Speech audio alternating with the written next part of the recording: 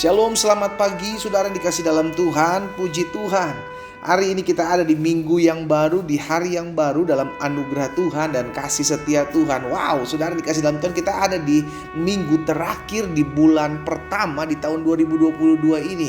Ini nyata buat setiap kita bahwa Tuhan yang pelihara kita, Tuhan yang menopang kita, Tuhan yang menolong kita melalui hari demi hari di tahun 2022, secara khusus di bulan Januari, di bulan pertama itu. Karena itu kita bersyukur kepada Tuhan buat setiap kebaikannya. Betul, pergumulan kita masih harus kita hadapi, masalah rintangan yang ada di hadapan kita masih harus kita hadapi. Tapi izinkan saya melalui program Bible and Coffee ini mengingatkan kepada setiap kita masih punya Tuhan yang menopang kita masih punya Tuhan yang mengingatkan kita bahwa aku menyertai engkau, kita masih punya Tuhan yang membimbing dan menuntun kita masuk dalam hidup dalam kemuliaan setiap hari. Karena itu saudaraku, setiap kita hukumnya harus, wajib, mesti, kudu untuk merenungkan firman Tuhan setiap hari. Kenapa? Karena firman Tuhan yang menerangi jalan-jalan kita. Firman Tuhan yang memberikan kita pengharapan. Firman Tuhan yang menguatkan kita untuk kita tetap bisa mampu menghadapi badai yang harus kita jalani dalam kehidupan kita. Dan itu terbukti, kita ada di hari ke-24 di bulan Januari di tahun 2022 ini. Berarti 6 hari lagi kita menyelesaikan bulan Januari, kita memasuki bulan kedua. Kalau bukan karena Tuhan, maka kita tidak akan ada sebagaimana kita ada. Karena itu saya mengajak setiap umat Tuhan melalui program Bible and Coffee ini, ayo semangat ikut Tuhan, ayo setia ikut Tuhan. Betul, hal-hal yang masih belum kita mengerti dalam kehidupan ini masih sering terjadi. Tapi bukan karena kita nggak mengerti dalam hidup ini lalu kita menyerah.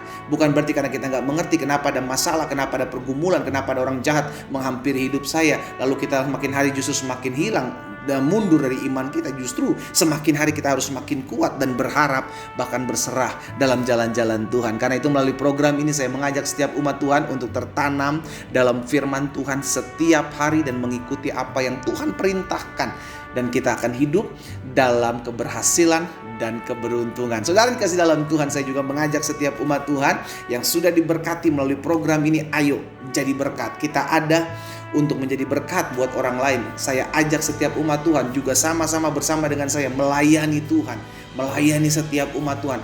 Bahkan tidak menutup kemungkinan kita juga boleh menjadi saksi buat orang-orang yang belum mengenal Yesus melalui program Bible and Coffee, melalui sosial media kita mau bagikan sehingga banyak umat Tuhan, bahkan orang-orang yang belum mengenal Tuhan jadi punya pengalaman indah bersama dengan Kristus. Mari kita berdoa. Kita datang kepada Tuhan. Bapa, terima kasih buat kasih setia Tuhan, terima kasih buat anugerah Tuhan. Kami mengucap syukur sebab hidup kami ada dalam pemeliharaan Tuhan yang ajaib. Hidup kami dikuatkan, hidup kami diteguhkan, hidup kami diberikan kemampuan, kesanggupan untuk kami menghadapi segala sesuatu yang harus kami jalani. Kami ada di hari ke-24 di tahun yang baru ini. Kami berterima kasih buat pemeliharaan Tuhan yang sempurna atas hidup kami. Itu sebabnya kami rindu dalam keseharian kami tetap terus tertanam dalam firman-Mu. Karena kami percaya firman-Mu adalah pelita bagi kaki kami, langkah terang bagi jalan-jalan kami. Dan firman-Mu yang membersihkan hidup kami, sehingga semakin hari kami semakin bertumbuh dalam pengenalan akan Tuhan dan kuat dalam menghadapi setiap situasi yang ada dalam kehidupan kami. Sampaikan sesuatu bagi masing-masing kami, Allah Roh Kudus. Di dalam nama Tuhan Yesus Kristus kami berdoa. Haleluya. Sama-sama katakan amin, amin, amin. Nah saudara dikasih dalam Tuhan, hari ini satu kebenaran firman Tuhan yang saya mau sampaikan dalam 1 Korintus pasal 6 ayat yang ke-20. Ini yang harus kita ingat selalu dalam hidup kita, bahwa hidup saya bukan punya saya lagi. Jadi saya gak bisa lakukan apa yang menjadi sesuka-sukanya saya, gitu kan. Suka-suka saya dong bangun siang, suka-suka saya dong gak berdoa, suka-suka saya dong gak baca firman, suka-suka saya. Jadi hidup kita harus kita mengerti ini yang terjadi dan inilah kebenarannya. 1 Korintus 6 ayat 20. Sebab kamu, siapa kamu? Saudara dan saya telah dibeli. Sama-sama bilang sama saya sudah dibeli. Dan harganya telah lunas dibayar, bukan nyicil saudara. Jadi cash, kita sudah dibayar. Oleh apa? Oleh darah Yesus. Kita dibayar dari apa? Kita dibeli dari apa? Kita dibeli dari hukum dosa. Kita dibeli dari dunia ini karena kita telah jatuh, manusia telah jatuh dalam dosa dan telah kehilangan kemuliaan Allah. Itu sebabnya perlu ada juru selamat. Dan Yesus menyelamatkan kita dengan kematiannya di atas kayu salib. Dia datang memang khusus untuk mati. Iya kan? Makanya ada orang-orang bilang, oh masa Tuhannya orang Kristen mati? Loh, dia datang ke dunia memang tugasnya khusus untuk mati. Kalau tidak mati, maka tidak ada keselamatan, saudaraku.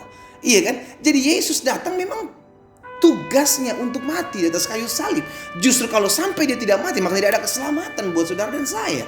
Itu sebabnya kita perlu mengerti akan hal ini. Sehingga kita jadi orang-orang yang iya benar juga ya.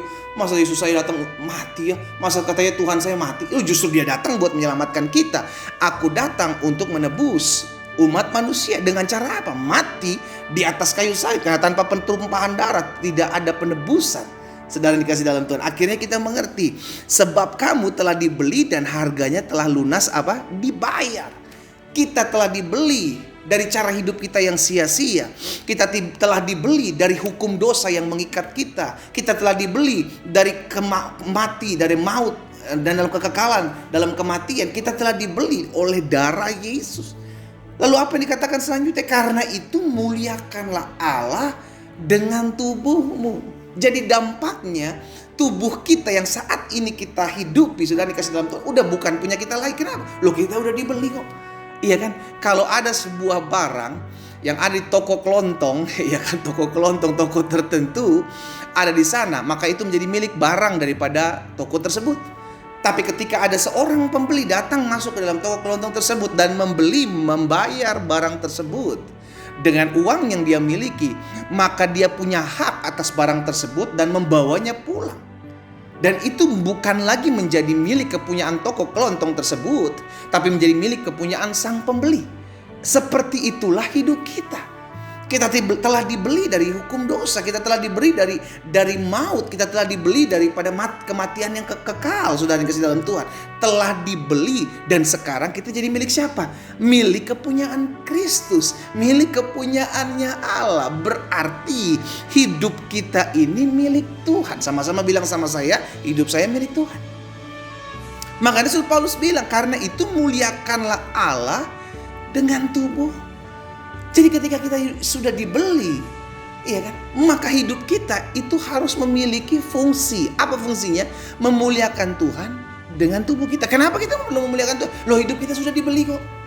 Kita sudah tidak lagi menjadi milik dosa. Kita tidak lagi menjadi milik kepunyaan dunia ini. Karena itu kita hidup tidak bisa sesuka-sukanya kita. Kita hidup harus memuliakan nama Tuhan karena kita ada dan dari awalnya diciptakan untuk memuliakan Tuhan dan umatku. Firman Tuhan katakan, yang kubentuk, yang kuciptakan untuk kemuliaan. Dari awalnya kita manusia diciptakan untuk kemuliaan Tuhan, dan tapi kita jatuh di dalam dosa sehingga akhirnya kita hilang kemuliaan Allah dan tinggal dalam kegelapan. Yesus datang menyelamatkan, membeli kita dengan darahnya, dengan hidupnya, untuk kita dikembalikan lagi kepada kemuliaan Allah. Karena itu muliakanlah Allah dengan tubuhmu. Makanya Rasul Paulus bilang kepada jemaat di Galatia, saudaraku, dalam Galatia 2 ayat yang ke-20, aku hidup, tapi bukan aku lagi yang hidup, melainkan Kristus yang hidup di dalam aku. Dan hidupku yang hidup sekarang dalam daging adalah hidup oleh iman dalam Anak Allah yang telah mengasihi aku dan menyerahkan dirinya untuk aku. Jadi kita nggak bisa lagi hidup sesuka-sukanya kita. Kita bisa melakukan itu, tapi kita sedang menjalani sesuatu yang salah. Akhirnya kita nggak menjalani apa yang Tuhan mau, saudaraku. Kita hidup sesuka-sukanya kita, padahal kita mengerti. Kita ngaku orang Kristen. Orang Kristen adalah orang yang percaya bahwa Kristus adalah Tuhan, iya kan? Dan berarti kita mengerti bahwa orang-orang Kristen yang ngakunya Kristen harusnya menyadari bahwa hidupnya sudah dibeli. Berarti saya harus menyadari hidup saya bukan milik saya lagi. Kenapa? Karena bukan sayalah kepunyaan hidup saya. Tuhanlah yang mempunyai hidup saya. Berarti kalau Tuhan yang mempunyai hidup saya, maka yang pertama, hidup saya dijamin oleh Tuhan. Ini dulu yang kita mengerti. Kalau hidup kita menjadi milik Tuhan, maka Tuhan yang menjamin kehidupan kita. Asal kita mengerti, hidupku bukan punya aku, hidupku punya Tuhan. Nah, masalahnya ada banyak anak-anak Tuhan pengen hidupnya dijamin, tapi hidupnya menjadi milik kepunyaan diri sendiri, sesuka-sukanya dia. Itu bermasalah.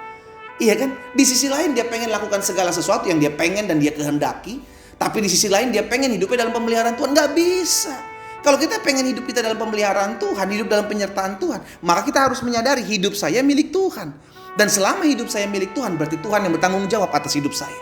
Amin. Yang kedua, karena hidup kita milik Tuhan, maka kita nggak bisa seenak-enaknya kita untuk melakukan segala sesuatu. Karena hidupku bukan aku lagi, melainkan Kristus yang hidup dalam aku, yang memerintah dalam hatiku, yang memerintah dalam pikiranku adalah Roh Allah. Jadi kita harusnya tidak lagi boleh menyimpan kepahitan, kedendaman, kebencian. Kenapa? Karena hati kita tidak lagi tersimpan hal-hal yang tidak berkenan kepada Tuhan. Biarlah hati kita dipenuhi dengan hadirat Tuhan, hati kita dipenuhi dengan hati yang takut akan Tuhan, mengasihi Tuhan. Dan pada akhirnya kita menyadari hidupku bukan lagi milik aku.